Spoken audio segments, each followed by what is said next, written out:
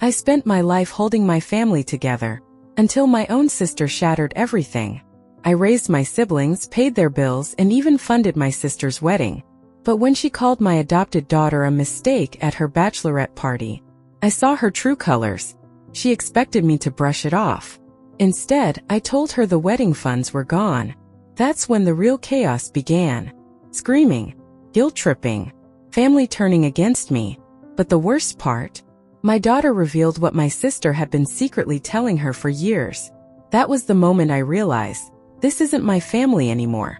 Family has always been a cornerstone of my life. Being the eldest of 5 siblings, I've spent my entire existence playing the role of caretaker, peacemaker, and more often than not, the one who kept the family together. For as long as I can remember, I've carried the weight of being the dependable one. Even after our parents passed away, my dad 3 years ago after a heartbreaking battle with brain cancer, and my mom earlier this year, who peacefully slipped away after fighting breast cancer for years, I remained the unofficial head of the family. I didn't mind.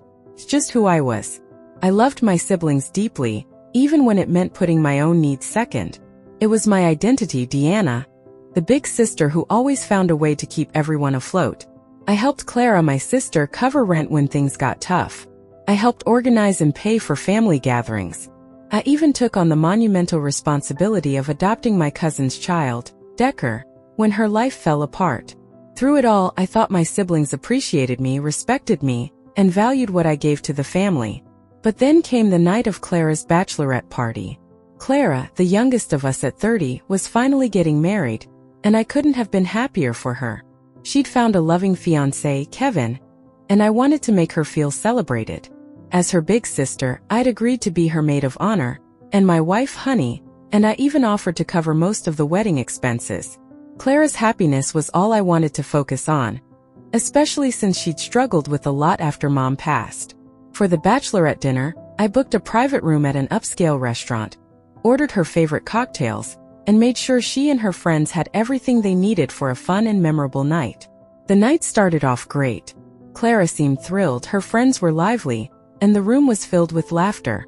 I felt proud watching her glow in the spotlight, knowing I had done my part to make this celebration special.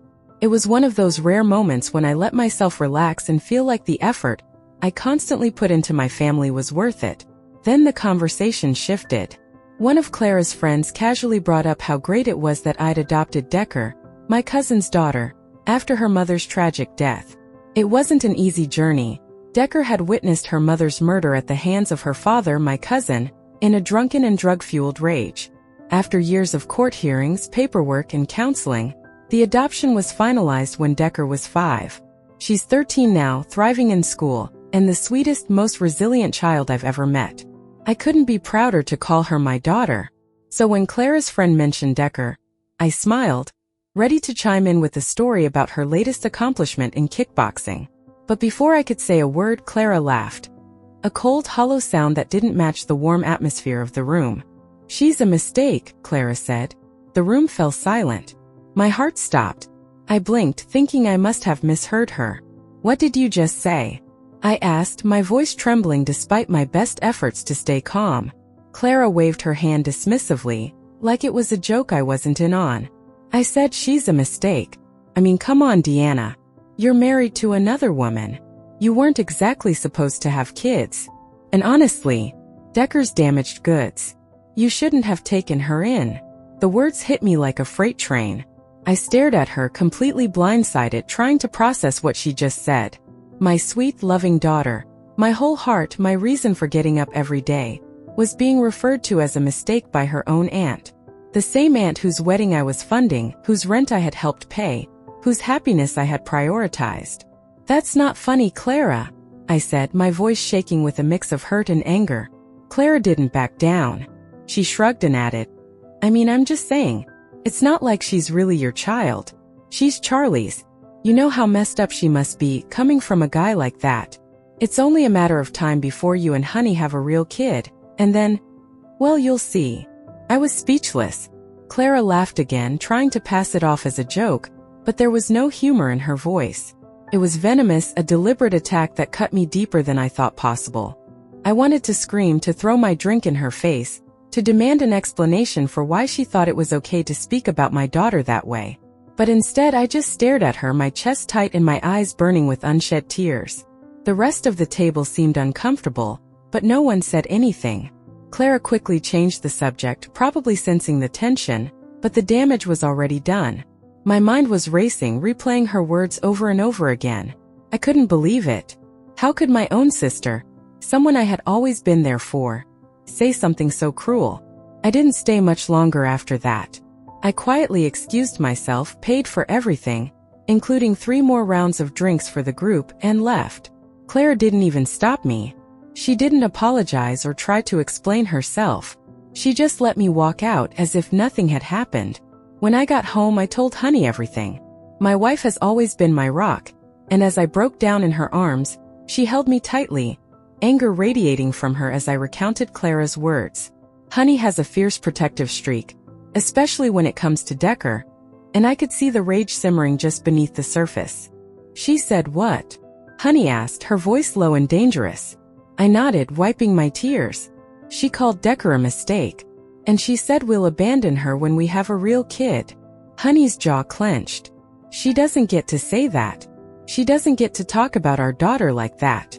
I shook my head, still struggling to make sense of it all. I don't know what to do. I feel like I should just cut her off completely. How can I keep supporting someone who thinks my daughter is a mistake? Honey took my hand and squeezed it. You don't owe her anything, Deanna. You've done enough. But whatever you decide, I'm with you. Always. That night, as I sat in bed replaying the evening in my mind, one thing became clear. I wasn't going to let anyone, family or not, disrespect my daughter. Decker had been through enough in her short life. She didn't deserve this. And I wasn't going to let Clara's cruelty go unchecked. The next day, Clara came over, expecting an apology for me ruining her weekend. Instead, she got the opposite. When Honey asked her to repeat what she said about Decker, Clara refused, brushing it off as a joke. But I wasn't laughing. I told her in no uncertain terms that I would not be paying for her wedding. She exploded, screaming about how she couldn't afford it without my help, but I stood my ground. You called my daughter a mistake, I said. You don't get to treat her like that and still expect me to support you. Clara stormed out, furious. My siblings started weighing in on the situation, with some calling me overly dramatic and others agreeing that Clara had crossed a line. But I didn't care what they thought. For once, I was choosing my daughter over my role as the family caretaker, and I wasn't going to back down. After the blow-up with Clara, I couldn't shake the uneasy feeling lingering in my chest. What she'd said at her bachelorette party had been cruel enough, but something about her tone, the way she so casually dismissed Decker's place in my family, left me with a nagging suspicion that there was more going on. I tried to push it out of my mind. After all, she claimed it was just a joke, even though there was nothing funny about it. But the way she referred to Decker as Charlie's child, and not part of my family, stayed with me. I hadn't told Decker about any of it. She was a happy, lively 13-year-old who'd already been through more than most adults could imagine. I wanted to protect her from the drama. But as the days passed, I started to wonder if Clara's cruelty had gone beyond me. Had she ever said anything directly to Decker? Had she planted seeds of doubt in my daughter's mind? Seeds that I had no idea were there? Honey and I debated the best way to approach it. We didn't want to scare Decker or make her feel like she'd done something wrong. But we needed to know if Clara's toxicity had affected her. Finally, after a weekend Oktoberfest celebration at the local brewery, we decided to bring it up. The day had started off beautifully. Decker was in her element, dancing to live music, making crafts, and sipping on her favorite pint of root beer. Watching her laugh and twirl around with Honey made my heart swell. She was my bright, resilient girl, and every smile on her face felt like a victory. On the way home, Honey broached the topic carefully. She turned to Decker in the backseat and asked, "How are you feeling about everything lately? With school, friends, and maybe even family?" Decker looked up from her phone, giving us a curious glance. "I'm fine," she said with a shrug. "Why?" "No reason," Honey said gently. "We just wanted to check in. Losing Grandma was hard on everyone, and sometimes people handle grief in different ways. If anyone's ever said or done anything to make you feel bad, you can always tell us. You know that, right?" Decker hesitated. She fiddled with the hem of her hoodie, her eyes darting between the window and the back of Honey's seat. My heart clenched. I recognized that look. It was the same one she'd had when I first brought her home, when she was still learning to trust that she was safe with us. Goober, I said, using the nickname she loved. You can tell us anything. Promise. No one's going to get mad. We just want to make sure you're okay. For a moment, she didn't say anything. Then she shook her head and mumbled, I'm fine. Can we talk about something else? Honey and I exchanged a glance. We didn't push her. When we got home, we let her unwind while we tried to figure out what to do next. About 2 hours later, Honey came downstairs and found me pacing in the den. She's ready to talk, Honey said softly. I went upstairs to Decker's room and found her sitting cross-legged on her bed in her favorite pajamas, a book in her lap. She looked up at me with wide eyes, and I could tell she'd been thinking about what we'd said earlier. Hey, sweetheart, I said, sitting on the edge of the bed. How are you feeling? She shrugged, her voice quiet. You and Mommy already know, don't you? Know what? I asked gently. Decker let out a shaky breath, her eyes welling up with tears. That Aunt Clara doesn't like me. Hearing her say it out loud felt like a knife to the chest. I took a deep breath, trying to stay calm for her sake. Why would you think that? Because she says things, Decker whispered, her voice barely audible. When you and Mommy aren't around. I reached for her hand, giving it a reassuring squeeze. What kind of things, sweetheart? It's okay. You can tell me. She hesitated, biting her lip before finally speaking. She calls me the lost puppy, or the stray. She says I'm not part of the family and that when you and Mommy have a real kid, you're going to leave me. I felt the air leave my lungs. My mind raced with a mix of rage and heartbreak as I watched my daughter, my sweet, strong girl, struggle to hold back her tears. She kept talking, the words tumbling out in a rush, as if she'd been holding them in for too long. She said I'm not your real daughter, Decker continued, her voice breaking. That you only took me in because you felt bad. And that I have to be perfect all the time or you'll send me away. I couldn't speak for a moment. My throat felt tight, and my hands shook as I fought to keep my emotions in check. Seeing Decker like this, so vulnerable, so hurt, made me want to scream. How could Clara, my own sister, say such vile things to my child? What kind of person does that? Sweetheart, I finally managed, pulling her into a hug. None of that is true. Do you hear me? Not a single word. You are my daughter. You are Mommy's daughter. You are the best thing that has ever happened to us, and nothing will ever change that. Decker clung to me, her small frame shaking as she cried into my shoulder. I just wanted to prove I was worth keeping, she sobbed. That's why I try so hard to get good grades and be good all the time. I don't want you to send me away. Stop, I said firmly, pulling back to look her in the eyes. You don't have to prove anything to us. You are perfect just the way you are. We love you more than anything in this world, and no one will ever take you away from us. Honey joined us then, wrapping Decker in a hug as we both reassured her over and over again that she was our daughter, our family, our heart. We told her how proud we were of her, how much we admired her strength and kindness, and how grateful we were to have her in our lives. When Decker finally fell asleep, Honey and I went downstairs to talk. The anger in her eyes mirrored my own. She's been texting Decker too, Honey said, holding up Decker's phone. Look at this. I scrolled through the messages, my blood boiling with every word. Clara had been sending Decker cruel, manipulative texts, calling her worthless and a burden. In one message, she even dared Decker to go tell your so-called moms like a snitch and prove me right. I felt physically sick reading the words, my hands trembling with rage. I forwarded the messages to my own phone and told Honey, that's it. Clara doesn't get to come near Decker again. Not now, not ever. Honey nodded, her jaw tight. She crossed a line. This isn't just petty jealousy. This is abuse. That night, I sent Clara a text with a screenshot of her messages to Decker. My words were clear and direct. You came into my home as my sister and treated my child like this? Mom and Dad would be ashamed of you. You are not welcome in my house or my life until you seek serious help. If you contact Decker again, I will take legal action. This is not a joke, Clara. You've crossed an unforgivable line.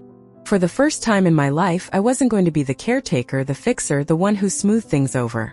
My priority was my daughter, and I wasn't going to let anyone, not even my own sister, hurt her again. After learning the full extent of Clara's behavior toward Decker, I knew a confrontation was unavoidable. I had spent so much of my life protecting my siblings, stepping in as the caretaker and peacemaker, but this was different. This wasn't just a family squabble or a misunderstanding. This was outright cruelty directed at the person I loved most in the world. Clara hadn't just hurt me. She targeted my daughter, someone who had already endured more than her fair share of pain, and I couldn't let it slide. I sent Clara the screenshot of her text to Decker that same night, with a message making my stance crystal clear. She was no longer welcome in my home or in my family's life. Her actions weren't just cruel, they were inexcusable. I told her that if she contacted Decker again, I wouldn't hesitate to pursue legal action. For the first time in my life, I drew a hard line, and I wasn't going to back down. Clara didn't respond immediately, and I thought for a brief moment that she might have taken my words to heart. But the silence didn't last long. By the next afternoon, she was on my doorstep, banging on the door and demanding to be let in. I didn't want to let her in, but honey, ever the voice of reason, suggested hearing her out, if only to make it clear that we weren't backing down. So I opened the door, already bracing myself for the storm. Clara looked disheveled. Her eyes were puffy, and her makeup was smudged, like she'd been crying or drinking. She stumbled slightly as she walked into the entryway, clutching her purse like it was the only thing keeping her grounded.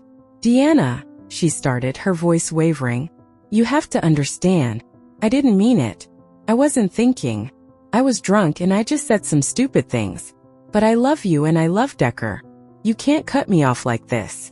Her words were a strange mix of pleading and deflection, as though she was trying to convince herself as much as she was trying to convince me. But I wasn't moved. I had heard enough excuses from her over the years, and this time I wasn't going to let her manipulate the situation. "You didn't mean it?" I repeated, my voice calm but firm. "So all those texts to Decker, those were accidents too? Were you drunk every time you sent her those messages, Clara? Or did you mean those?" Her face twisted in a mix of frustration and guilt. "I don't know. I was upset, okay? I didn't think it would hurt her. She's a teenager, kids are resilient." "She's a child, Clara," I snapped. "And she's my child. You've been bullying her, calling her names, making her feel like she's not part of this family. Do you have any idea how much damage you've done?" Clara flinched, but instead of apologizing, she lashed out. "I wasn't bullying her. You're blowing this way out of proportion. She's just sensitive, and you're treating me like some kind of monster. I was grieving. Mom died and you just acted like everything was fine, like we were all supposed to move on." Her words hit a nerve, but I refused to let her derail the conversation. "Don't you dare use Mom's death as an excuse for this," I said, my voice shaking with anger. "We've all been grieving, Clara, but grief doesn't give you the right to take it out on a 13-year-old girl. You're not the only one who lost someone." Clara's face crumpled for a moment, and I thought just briefly that she might actually apologize. But instead she straightened up, her expression hardening. "You've always thought you were better than me," she spat. "Ever since we were kids, you've acted like you were the perfect one, the responsible one. Well, newsflash, Deanna, you're not perfect. You're just a control freak who thinks you can buy everyone's love. That's why you adopted Decker, isn't it? So you could play the hero." The words stung, but I didn't let her see it. "I adopted Decker because she needed a family," I said, my voice deadly calm. "Because she needed someone to love her unconditionally.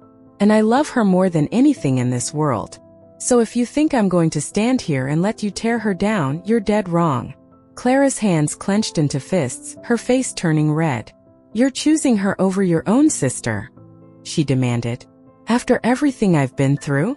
After everything I've done for you?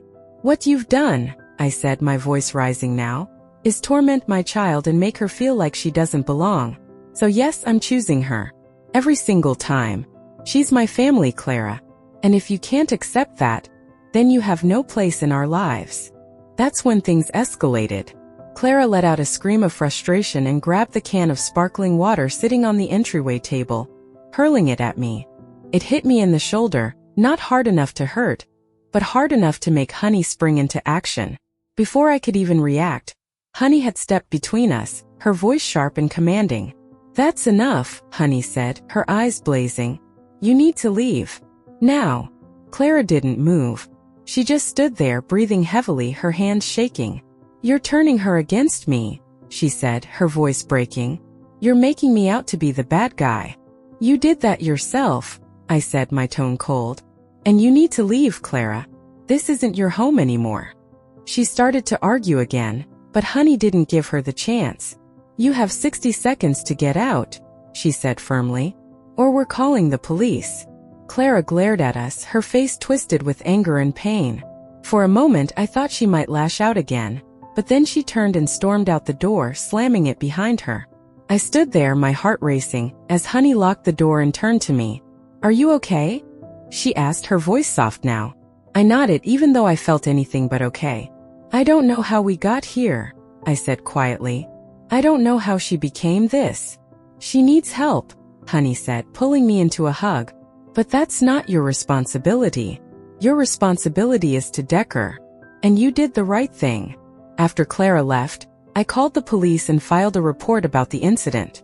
I didn't want to escalate things further, but I needed to document what had happened in case Clara tried to come near us again. I also took steps to secure a protective order, ensuring that Clara couldn't contact Decker or come near our home. The fallout was immediate. Clara went ballistic, flooding my phone with texts and voicemails filled with anger, denial, and accusations. She even dragged our other siblings into the drama, spinning a story that made her out to be the victim. But I didn't care what anyone thought. My priority was my daughter, and I wasn't going to let anyone, even my own sister, hurt her again. For the first time in my life, I wasn't the family caretaker. I wasn't the one holding everything together. I was a mother, and my only job was to protect my child. And that was exactly what I was going to do. After Clara's outburst at our home, I knew there was no going back. The sister I had grown up with, the one I protected, supported, and loved through all her struggles, was gone, replaced by someone I barely recognized. Clara's actions weren't just hurtful, they were dangerous. She had emotionally tormented my daughter, physically lashed out at me, and seemed completely unhinged. For the sake of my family, I had to take the next steps to ensure our safety. The morning after the incident, I sat down with Honey to map out a plan. The first order of business was filing for a protective order against Clara. Between her texts to Decker, the physical altercation at our home, and her erratic behavior, we had more than enough evidence to support our case. I forwarded all the screenshots, videos from our home security cameras, and a detailed statement to our lawyer. Honey and I also notified Decker's school, instructing them that no one but us was allowed to pick her up. We weren't going to leave any room for error. Even with all the steps we were taking, I couldn't help but feel a deep sense of grief. This wasn't how I wanted things to go. As angry as I was with Clara, a part of me still loved her. She was my little sister, someone I practically raised, and cutting her out of my life felt like amputating a piece of myself. But when I thought about Decker, about the fear and pain in her eyes as she told me what Clara had said to her, all of that guilt and sadness faded into resolve. My daughter came first no matter what. The fallout from my decision to go low contact with Clara hit our family like a bomb. Clara wasted no time spinning her version of events, painting herself as the victim and accusing me of tearing the family apart. She told our siblings that I was overreacting, that I was trying to replace mom and dad by taking control of everything, and that I was turning my back on her during her time of need. Some of my siblings sided with her. They didn't condone her actions, but they thought I was being too harsh by cutting her off financially and pursuing legal action. "She's clearly struggling," my eldest brother said when I called him to explain the situation. "Don't you think you should try to help her instead of just pushing her away?" I couldn't believe what I was hearing. "I've been helping her for years," I snapped. "I've paid her rent, covered her bills, and supported her in every way I could. And this is how she repays me, by bullying my child and trying to tear my family apart." "She's not in her right mind," he argued. "You're the eldest, Deanna. You're supposed to hold the family together." "I'm not the family's punching bag," I said firmly. "And I'm not going to sacrifice my daughter's safety for Clara's sake." If you want to help her, that's your choice. But I'm done. He sighed, clearly frustrated, and muttered something about how I was making things harder than they needed to be. I hung up the phone, feeling a mix of anger and disappointment. I had always been the one to step in when things went wrong, but this time I couldn't. Not when it meant putting Decker at risk. The only sibling who fully understood where I was coming from was my younger sister, Megan. She showed up at our house a few days after the incident, offering to help however she could. Megan had always been the quiet, thoughtful one in the family, and while she didn't always voice her opinions, she had a way of showing up when it mattered most. "You're doing the right thing," she said as we sat in the kitchen sipping coffee. "Clara needs help, but it's not your job to save her. You've done enough, Deanna. More than enough." Her words were a balm to my frayed nerves. For so long, I had carried the weight of being the responsible one, the sibling who held everything together. Letting go of that role felt impossible, but Megan's support reminded me that I wasn't alone. "You don't think I'm being too harsh?" I asked, my voice trembling. Megan shook her head. "You're protecting your family. That's not harsh, it's necessary. Clara crossed a line, and if she wants to fix things, that's on her. Not you." Meanwhile, Clara's fiancé, Kevin, reached out to me in a desperate attempt to mediate the situation. He admitted that Clara had been struggling with drinking, and had even been stealing his prescription medication. He begged me not to involve the police, saying he was trying to get her into rehab, but didn't have the resources to do it alone. "I can't afford bail if she gets arrested," he said, his voice breaking. "Please, Deanna. I'm asking you to help. For her sake." I wanted to feel sympathy for Kevin. He seemed genuinely overwhelmed and heartbroken, but my patience had run out. "She needs help, Kevin," I said bluntly. "But I can't be the one to give it to her. My priority is my daughter. If Clara had hurt Decker instead of me, would you still be asking me to let this go?" He was silent for a long moment before finally whispering, "No." "Then you understand why I can't back down," I said. "Get her into rehab. Get her the help she needs. But keep her away from my family." He tried to argue, but I ended the call. I had nothing left to give to Clara. Not money, not time, not forgiveness. She had made her choices, and now she had to deal with the consequences. The protective order was granted within a week.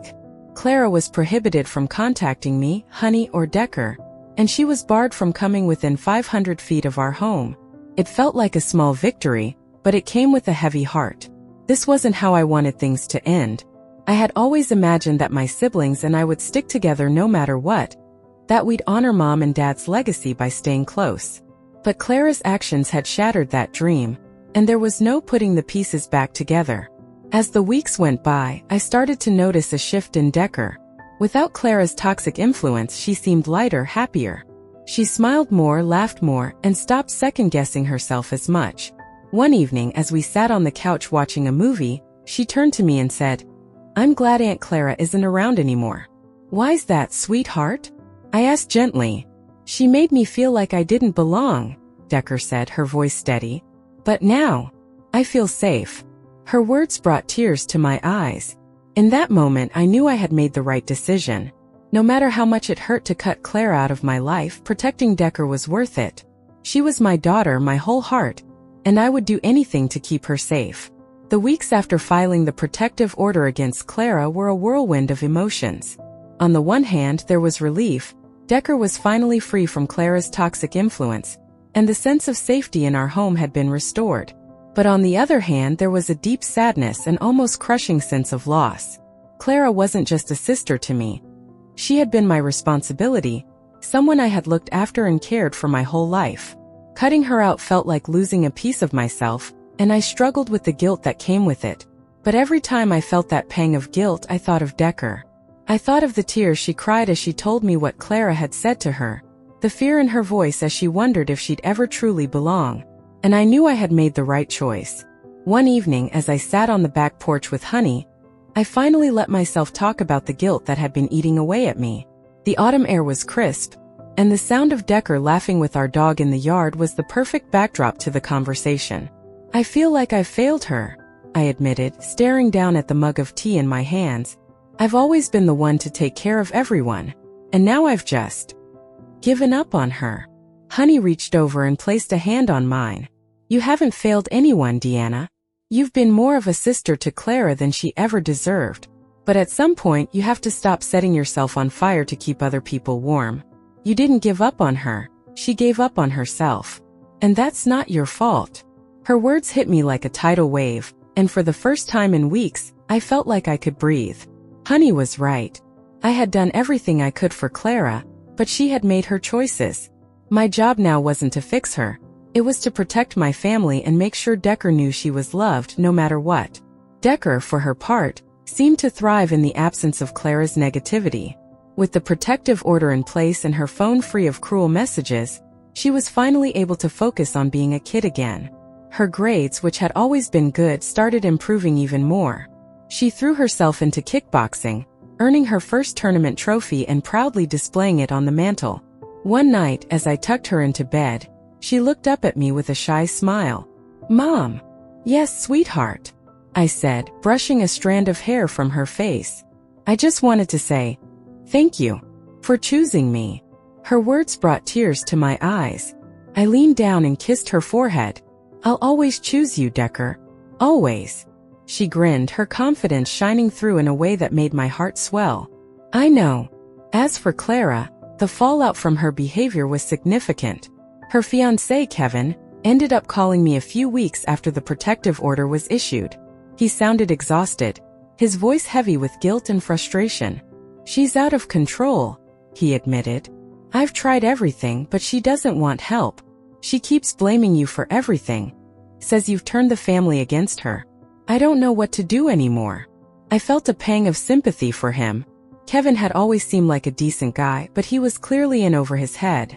"She needs professional help," I said. "Rehab, therapy, something. But until she takes responsibility for her actions, there's nothing you can do." He sighed. "She's refused rehab.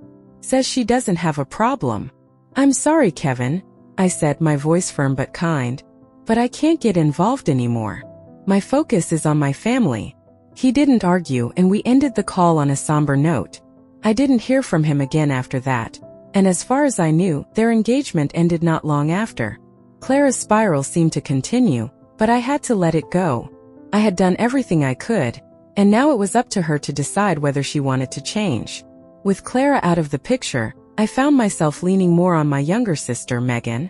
She became my sounding board, someone I could trust to give me honest advice without judgment. Megan, who had always been the quiet observer in the family, stepped up in a way that surprised me. She started visiting more often, spending time with Decker, and even offering to take her to kickboxing practice when Honey and I were busy. "Decker's amazing," Megan said one day as we sat in the stands watching her practice. "She's so strong. I don't know how you've done it, Deanna, but you've raised an incredible kid." I smiled, feeling a warmth in my chest. "It's not just me. Honey's been a huge part of it, and Decker, well, she's just special. She's lucky to have you," Megan said. "And I think Mom and Dad would be really proud of you." Her words brought tears to my eyes. For so long, I had felt like I was carrying the weight of my parents' legacy, trying to live up to their expectations and keep the family together. Hearing Megan say that felt like a validation I didn't know I needed. As the months went by, I began to notice something surprising. The absence of Clara's drama made room for a new sense of peace in my life. For the first time in years, I wasn't constantly putting out fires or managing someone else's chaos. I could focus on my wife, my daughter, and myself. Decker flourished, her confidence growing with every passing day. She started opening up more, sharing her dreams and even joking about how one day she wanted to open her own kickboxing studio. Honey and I encouraged her every step of the way, reminding her that she could do anything she set her mind to. One evening, as we sat around the dinner table, Honey raised her glass of sparkling cider and smiled. "Here's to family," she said. "The kind we choose, and the kind we build." Decker beamed, clinking her glass against ours. "To family," she echoed. I looked at my wife and my daughter, the two people who meant the world to me, and felt a deep sense of gratitude. For so long, I had defined myself by my role as the family caretaker, sacrificing my own happiness to take care of everyone else. But now I realized that true family wasn't about obligation or blood. It was about love, trust, and the people who chose to stand by you, no matter what. Clara's actions had forced me to make one of the hardest decisions of my life, but in the end it was the right one. I had chosen my daughter, my wife, and our future. And for the first time in a long time I felt at peace.